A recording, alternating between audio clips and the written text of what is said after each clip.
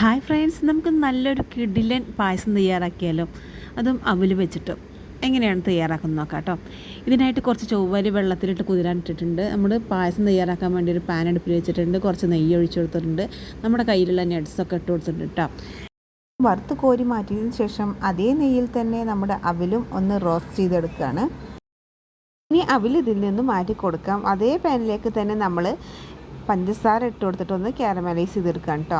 ഇതിലേക്ക് 500 ml പാൽ ഒഴിച്ച് കൊടുക്കുന്നുണ്ട്. പാൽ തിളച്ച് വരുമ്പോൾ നമ്മൾ നേരത്തെ കുതിരാനിട്ടിരുന്ന ചൊവ്വരി ചേർത്ത് കൊടുക്കുന്നുണ്ട് കേട്ടോ. ചൊവ്വരി നല്ലതുപോലെ വേവായതിന് ശേഷം നമ്മൾ ഇതിലേക്ക് അവൽ ചേർത്ത് കൊടുക്കുകയാണ്. അതൊന്ന് കുറച്ച് തിളച്ച് വരുമ്പോഴേക്കും അതിലേക്ക് മധുരത്തിന് ആവശ്യമായ പഞ്ചസാര ചേർത്ത് കൊടുക്കുന്നുണ്ട്. 1 ലിറ്റർ പാലും കൂടി ചേർത്ത് കൊടുക്കുന്നുണ്ട്. കുറച്ച് ഏലക്കാപ്പൊടിയും ആവശ്യത്തിന് നെയ്യും ചേർത്ത് കൊടുക്കുന്നുണ്ട് കേട്ടോ. നമ്മുടെ പായസം തയ്യാറാണ്. വീഡിയോ നിങ്ങൾക്ക് ഇഷ്ടമായിട്ടുണ്ടെങ്കിൽ തീർച്ചയായിട്ടും ഒരു ലൈക്ക് തരണേ. മറക്കാതെ നമ്മുടെ ചാനൽ ഒന്ന് സബ്സ്ക്രൈബ് ചെയ്യണം കേട്ടോ.